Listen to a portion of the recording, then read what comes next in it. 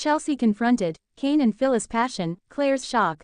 The morning sun barely peeked over the Genoa city skyline when tensions began to rise, setting the stage for one of the most explosive days the town had seen in months. Chelsea Lawson thought she had prepared herself for anything, lies, betrayal, heartbreak, but she hadn't expected this. Not today. Not from someone she trusted. It started when Adam's cryptic message buzzed her phone before breakfast. "We need to talk now." Chelsea's stomach twisted. Anytime Adam needed a last-minute meeting, trouble was never far behind. But she never imagined the confrontation wouldn't be with Adam, but about him. As she entered Crimson Lights, she immediately sensed the atmosphere shift. Whispering customers, sidelong glances, and then, Billy Abbott.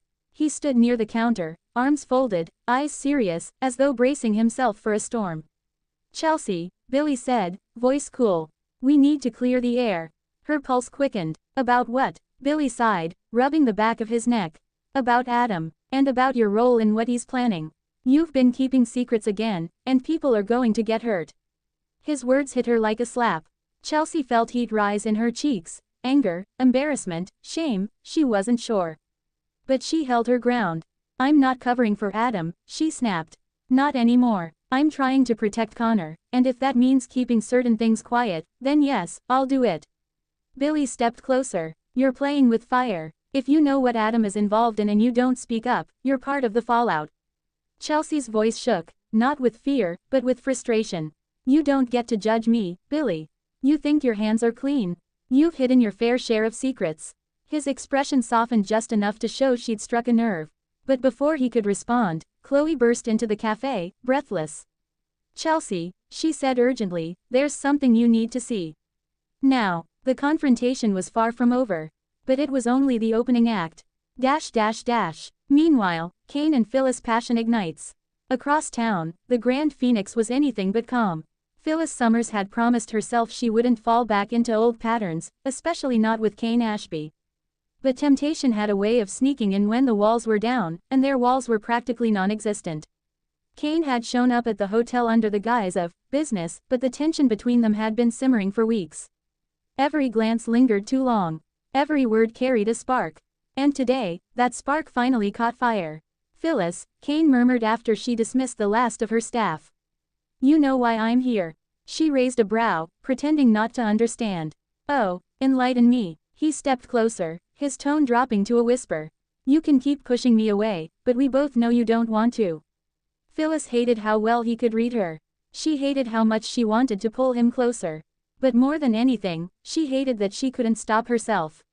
In one heated moment, one that would undoubtedly unleash chaos, they crossed the line. Passion took over, ignoring consequences, ignoring enemies, ignoring the trail of drama that would inevitably follow. Because in Genoa City, no secret stays hidden for long, especially not one this explosive. Claire's shock rocks the Newman household.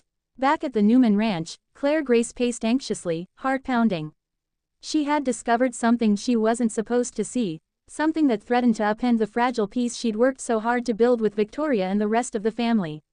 Earlier that morning, she'd stumbled upon confidential documents left scattered on Victoria's desk, papers that hinted at a dangerous new partnership involving someone from Claire's past. Someone she never wanted to face again. When Victoria walked into the room, Claire turned to her with wide, unsettled eyes. "Mom," Claire began hesitantly, "why didn't you tell me?